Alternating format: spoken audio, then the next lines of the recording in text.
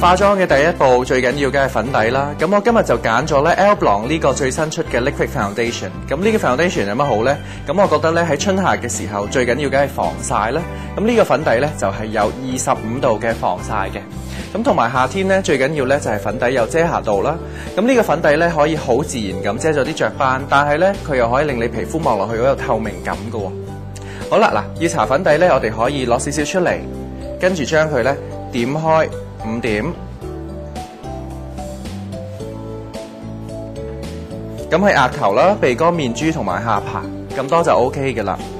咁跟住搽嘅方法咧，我哋就可以用一個打圈嘅方法。咁你會 feel 到咧呢個粉底咧係好滑嘅喎。咁同埋佢係有一個持久嘅成分。咁喺春夏嘅時候，天氣比較潮濕啦，咁佢就可以咧last成日啦。嗱，我哋去到面珠呢啲位咧，我哋就用打圈嘅方法。咁佢就可以好貼服咁樣咧 ，stay 喺個面度噶啦。咁同埋搽粉底，記住咧眼蓋嘅位咧，我哋都係要搽粉底嘅。Look up please。嗱，呢啲位我哋可以印，但係主要咧要粉底貼服咧，我哋就係用呢個打圈嘅方法，咁就可以咧連毛孔都遮蓋到啦。我哋而家可以慢慢睇到咧 model 嘅皮膚咧越嚟越均勻啊膚色，咁同埋大家睇唔睇到一個好靚嘅透明感咧？